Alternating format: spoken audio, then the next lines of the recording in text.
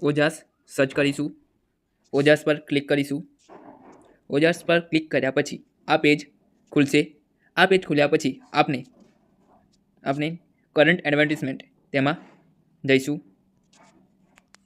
Current advertisement પર જવાનું અને તેમાં જીપીઆરબી અને જીએસએસબી છે, તેમાં જીપીઆરબી પર ક્લિક કરીશું।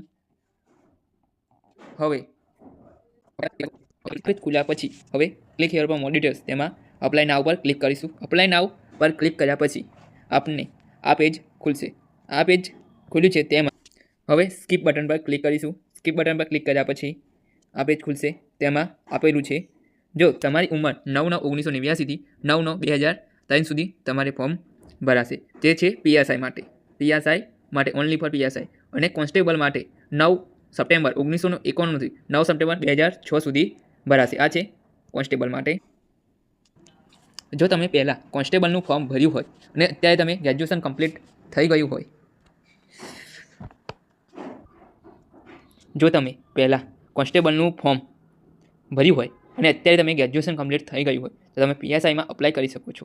તો તમારે પીએસઆઈ કેડેટ પર ક્લિક કરવાનું, અને જો તમારે પીએસઆઈ અને કોન્સ્ટેબલનું બંનેમાં ફોર્મ ભરવાનું રહી ગયું હોય તો તમારે બોથ પર ક્લિક કરવાનું, એટલે તમારું બંને ફોર્મ ભરાશે। અને તમે જો લોકરક્ષકમાં એટલું ફોર્મ ભરવા માગતા હોય તો તમારે લોકરક્ષક પર એટલું ક્લિક કરવાનું। હવે તમે તમારી પર્સનલ ડિટેલ્સ તેમાં તમારું નામ, તમારા ફાધર્સ નેમ, તમારું મધર્સ નેમ લખવાનું છે।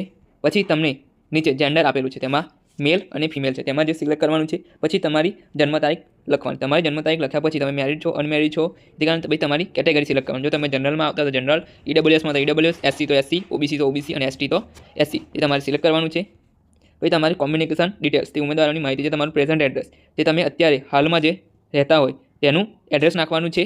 પછી સ્ટેટ ગુજરાત લખવાનું, ડિસ્ટ્રિક્ટ જે તમારો જિલ્લો હોય તે, તાલુકો લખવાનો જે તમારો તાલુકો થતો હોય, પિનકોડ નંબર, પરમેનન્ટ એડ્રેસ, જે પરમેનન્ટ એડ્રેસ એટલે તમારું જે પરમેનન્ટ એડ્રેસ હોય એ તમારે લખવાનું હોય, જે તમારું એડ્રેસ હોય તે લખવાનું, પિનકોડ।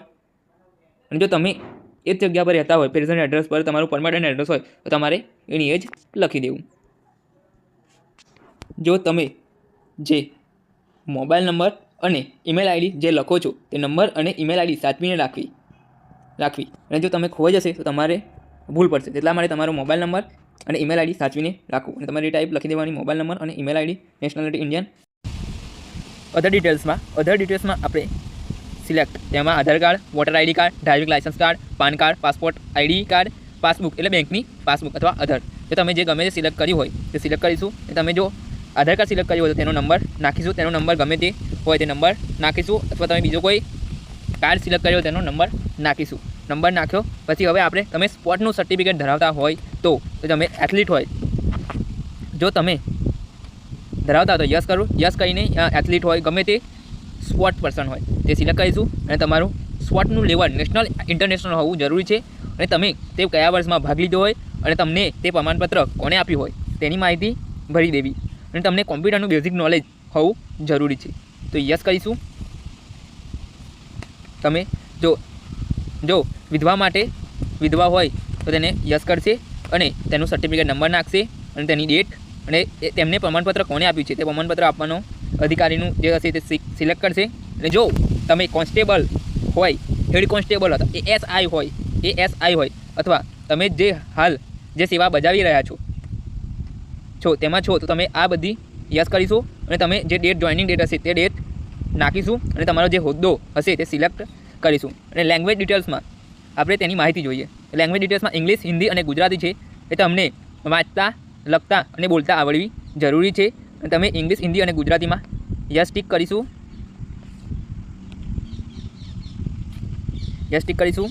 પછી તમે એચએસસી ડિટેલ્સ, એ તમે એચએસસી ટેટ્સ 12માની માહિતી ભરીશું, તેમાં તમારે પર્સન્ટાઇલ્સ, ક્લાસ, ઇન્સ્ટિટ્યૂટ નેમ્સ એટલે એક્ઝામ, સ્ટેટ, પાસિંગ યસ તમે જે પાસ થયા હોય તે, તમારે જેટલા ટ્રાયલમાં પાસ થયા હોય તે, અને લાસ્ટ ટ્રાયલ સીટ નંબર તમારે નાખવાનો છે।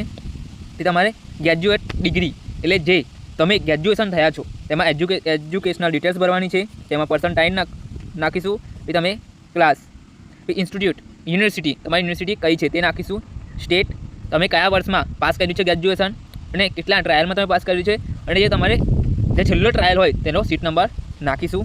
પછી એડિશનલ ક્વોલિફિકેશન એટલે પોસ્ટ ગ્રેજ્યુએશન ડિગ્રી એટલે માસ્ટર, તમે પોસ્ટ પીજી કર્યું હોય તે તેનું એજ્યુકેશન ડિટેલ નાખીશું, પછી તેની પર્સન્ટેજ નાખીશું, પછી ક્લાસ, ઇન્સ્ટિટ્યુશન એમ એટલે યુનિવર્સિટી અને સ્ટેટ અને પાસિંગ યર્સ જે તમે કયા વર્ષમાં પાસ કર્યું છે તે નાખીશું.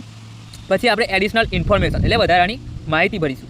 તેમાં જો તમે એનસીસીનું સી સર્ટિફિકેટ ધરાવતા હોય તો તમે યસ કરીશો, ને યસ કર્યા પછી તમારે એનસીસીનો જે સર્ટિફિકેટ નંબર હોય તે નંબર નાખશો, ને તે તમને પ્રમાણપત્ર આપનાર સત્તાધિકારીનું માહિતી ભરશો. અને પછી તમે જો કોઈ રાષ્ટ્રીય રક્ષા યુનિવર્સિટી દ્વારા તમે પાસ કર્યું હોય પોસ્ટ ગ્રેજ્યુએશન યા ડિપ્લોમા ગમે તમે પાસ કર્યું તો યસ કહીને તમે જે પાસિંગ યર્સ અને જે ક્લાસ ઓબ્ટેન્ડ હોય તે તમે ભરશો. એચએસસીની માર્કશીટ અપલોડ કરવાની છે, તેની વધારેમાં વધારે એટલે મેક્સિમમ સાઇઝ 1 MB હોવી જોઈએ, તેનાથી વધારે હોવી જોઈએ નહીં.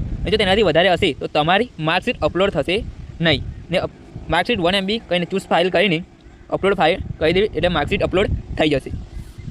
તો ડિક્લેરેશન બાયધરીમાં યસ પ્લસ ડિક્લેરેશન બાયધરીમાં યસ ક્લિક કરીને સેવ બટન પર ક્લિક કરીશું.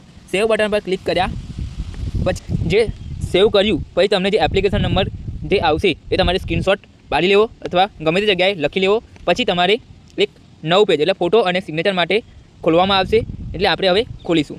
તે અપલોડ પર ક્લિક કરીશું અને ફોટો અને સિગ્નેચર પર ક્લિક કરીશું. ફોટો અને સિગ્નેચર પર ક્લિક કર્યા પછી જે તમારે એપ્લિકેશન નંબર જે આપ્યો જે તમે હમણાં મળ્યો તે એપ્લિકેશન નંબર અહીંયા લખીશું. એપ્લિકેશન નંબર લખ્યા પછી તમારી જે ડેટ ઓફ બર્થ જે તમારી જન્મ તારીખ લખી હોય એ તમે જન્મ તારીખ અહીંયા લખીશો.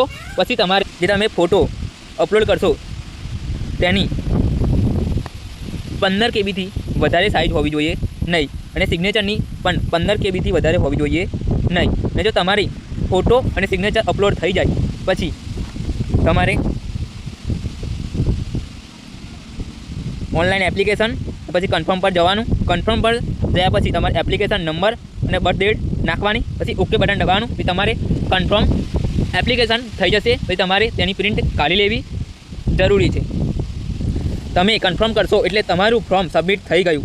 અને તમે કન્ફર્મ એપ્લિકેશન કરી દીધું પછી તમારે ઓનલાઈન એપ્લિકેશનમાં જઈને પ્રિન્ટ એપ્લિકેશન ફોર્મમાં જવાનું, તેમાં ફી ભરવાની છે અને એપ્લિકેશન ફોર્મની પ્રિન્ટ કરવાની છે. એટલે તમારે સિલેક્ટ કરીને GPRB પર સિલેક્ટ કરવાનું અને પછી તમારે આ પેજ ખુલશે. તેમાં ઓનલાઈન પેમેન્ટ ઓફ ફીસ પર ક્લિક કરીને તમારે જો ફી ભરવાની થતી હોય તો તમે ફી ભરવાની અને પછી ઓનલાઈન પેમેન્ટ રિસીપ્ટની પ્રિન્ટ કાઢી લેવાની. અને પછી તમે પ્રિન્ટ એપ્લિકેશન ફોર્મ કરીને તમે તેની પ્રિન્ટ કાઢી લઈશો. ઓકે, હવે તમારું ફોર્મ પૂર્ણ થઈ ગયું છે. તમે આખું ફોર્મ ભરી દીધું છે અને તમારી ફૂલ પ્રોસેસ થઈ ગઈ છે. હવે તમારું ફોર્મ કમ્પ્લીટ થઈ ગયું છે. આવી માહિતી મેળવવા માટે અમારી ચેનલને સબસ્ક્રાઈબ જરૂર કરજો. Thank you.